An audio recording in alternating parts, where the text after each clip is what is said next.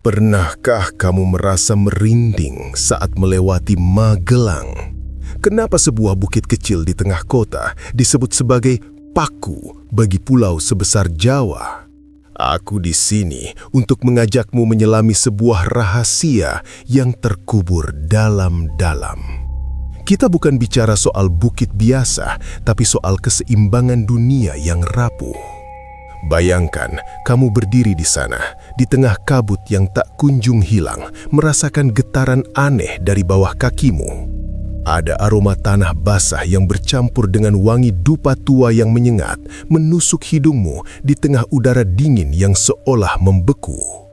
Di sini, di puncak Gunung Tidar, kamu tidak hanya berdiri di atas tanah, tapi di atas sebuah segel mistis yang menjaga agar Pulau Jawa tidak terombang-ambing di lautan luas. Setiap langkahmu di sana terasa berat, seolah-olah ada ribuan pasang mata dari masa lalu yang mengawasimu dari balik pepohonan pinus yang gelap. Mengapa tempat sekecil ini memiliki beban sejarah dan mistis yang begitu kolosal? Apa yang sebenarnya terjadi jika paku ini, segel purba ini, sampai tercabut? Aku akan membawamu menyusuri lorong waktu, menembus kabut legenda Syekh Subakir hingga rahasia militer yang tersimpan di bawah bayang-bayang bukit ini. Persiapkan dirimu, karena apa yang akan aku ceritakan mungkin akan mengubah caramu melihat tanah yang kamu pijak sekarang. Bayangkan Jawa ribuan tahun yang lalu. Lupakan sawah yang hijau atau kota-kota yang padat. Saat itu, tanah yang kamu pijak ini tidak seperti sekarang. Tanah ini tidak stabil. Ia bergejolak, bergoyang tanpa henti, seolah-olah ada sesuatu yang besar dan liar yang meronta di bawah permukaannya.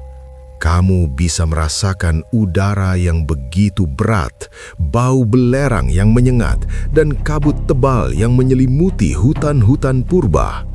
Legenda mengatakan, Pulau Jawa saat itu ibarat selembar daun yang terombang-ambing di tengah samudra luas. Terus bergerak, terus berguncang, dan kapan saja bisa tenggelam ke dasar laut yang paling dalam. Di tengah kekacauan kosmik itulah Syekh Subakir datang. Aku ingin kamu melihatnya bukan sekadar sebagai seorang penyebar agama, tapi sebagai seorang penstabil. Beliau datang membawa misi yang jauh lebih besar dari sekadar kata-kata. Beliau datang membawa paku. Namun, Jawa bukan tanah kosong. Tanah ini sudah memiliki penguasa. Disinilah suasana mulai terasa mencekam. Gunung Tidar yang tepat berada di tengah-tengah pulau dipilih menjadi titik pancang.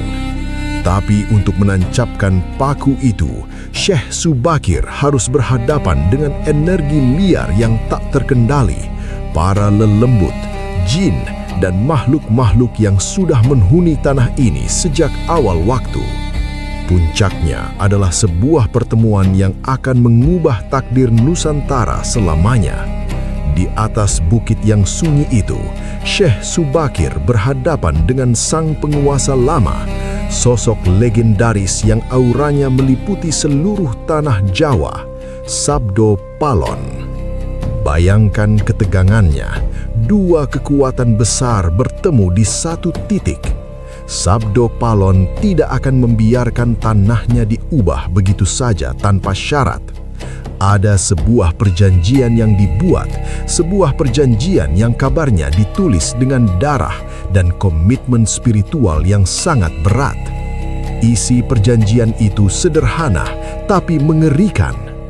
Paku ini boleh ditancapkan agar Jawa tidak tenggelam, tapi ia tidak boleh sekali-kali tercabut atau diganggu. Jika segel purba di Gunung Tidar ini goyah, maka penguasa lama akan bangkit kembali untuk menagih janji. Kamu bisa merasakannya, bukan? Rahasia yang terkubur di bawah tanah Tidar bukan sekadar batu atau monumen, itu adalah penahan bencana. Dan pertanyaannya sekarang, setelah sekian ribu tahun, apakah paku itu masih cukup kuat untuk menahan gejolak yang mulai bangun di bawah sana? Bayangkan, kamu berdiri di sana, di titik nol pulau ini, ribuan tahun yang lalu. Saat itu, Jawa bukan sekadar tanah yang tenang. Ia adalah rakit tua yang terombang-ambing di atas samudera purba yang ganas. Dan ketika paku itu, benda yang kita sebut sebagai penyeimbang, mulai ditancapkan ke jantung Gunung Tidar, bumi tidak menerimanya dengan pasrah. Tanah di bawah kakimu bergetar dalam skala yang tidak masuk akal. Bukan sekadar gempa, tapi seperti bumi yang sedang meronta kesakitan. Langit yang tadinya cerah, perlahan berubah warna. Bukan oranya senja yang cantik, tapi merah pekat, merah darah. Kamu bisa mendengarnya, bukan? Jeritan itu bukan suara manusia. Itu adalah suara dari dimensi lain. Energi liar, para penguasa lama yang sudah ribuan tahun mendiami tanah ini, tiba-tiba dipaksa tunduk, ditekan, dan dipenjarakan di bawah lapisan tanah Tidar. Suasana saat itu begitu mencekam, seolah-olah alam semesta sedang menahan nafasnya, menunggu apakah paku itu akan berhasil menahan gejolak ini atau justru meledak hancur. Tapi disinilah aku mulai merasa ada yang ganjil. Selama ini narasi yang kita telan bulat-bulat selalu tentang jin, setan, dan perjanjian gaib Syekh Subakir. Kita selalu diajak melihat ke arah mistis. Namun, saat aku menggali lebih dalam ke arsip-arsip yang lebih gelap, aku menemukan sebuah plot twist yang membuat bulu kudukku berdiri. Apakah benar ini semua hanya soal hantu dan entitas gaib? Aku menemukan sesuatu yang lebih logis, sesuatu yang bisa dijelaskan dengan akal sehat. Namun jujur saja, ini jauh lebih mengerikan daripada sekadar cerita pengusiran setan. Paku itu mungkin bukan sekadar simbolis, dan apa yang ia tahan di bawah sana mungkin adalah sesuatu yang memang seharusnya tidak pernah kita bangunkan. Aku mulai menelusuri jejak-jejak yang ditinggalkan sejarah di sudut yang paling gelap. Pencarianku membawaku ke sebuah ruangan dingin di sudut gedung arsip tua peninggalan kolonial.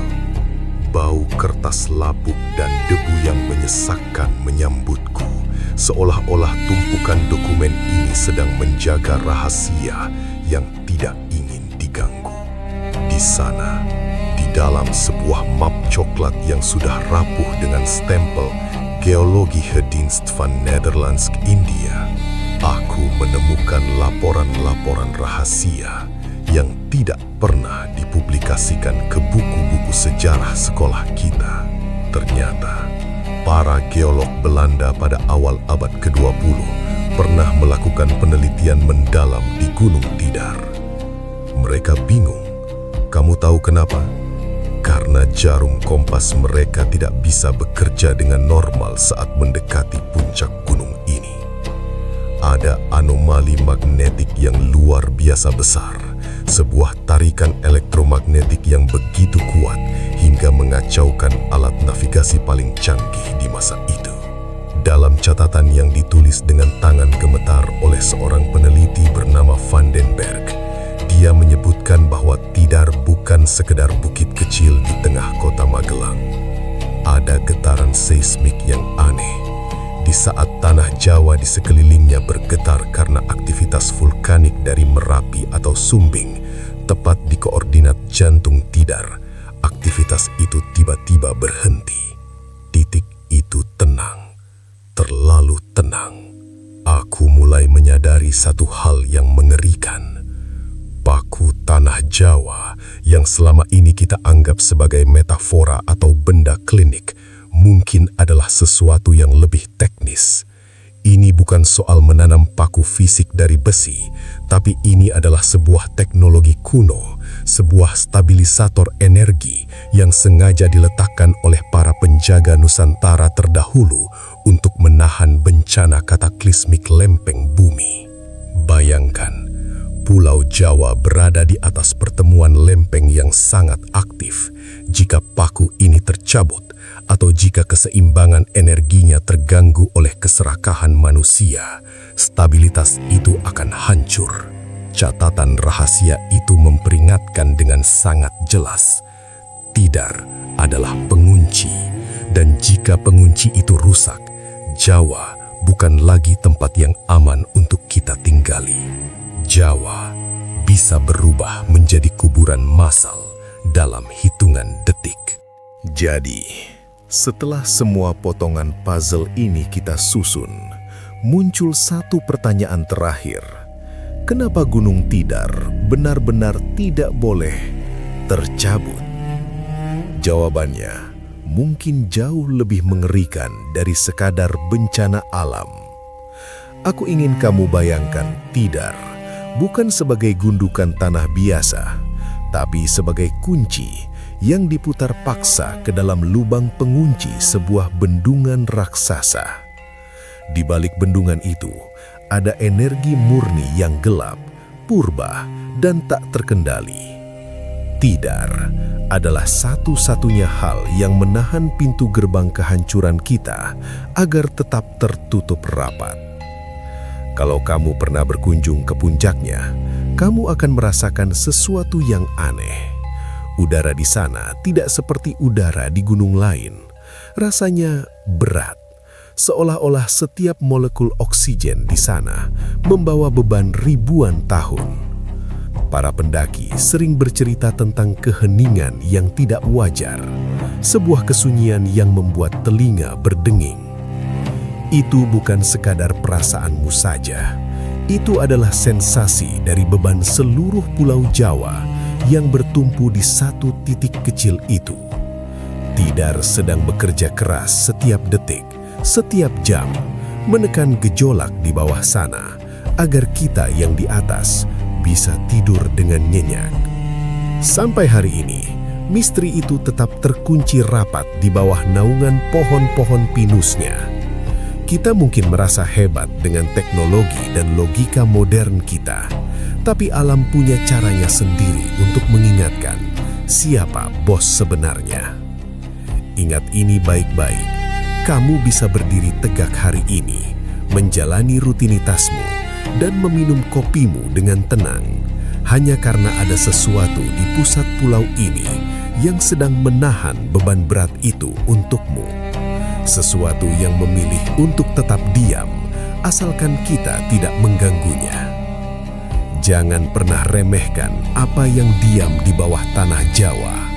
Ada rahasia yang memang lebih baik tetap terkubur. Aku pergi dulu, tapi satu pesanku untukmu. Tetaplah waspada dengan apa yang ada di bawah kakimu.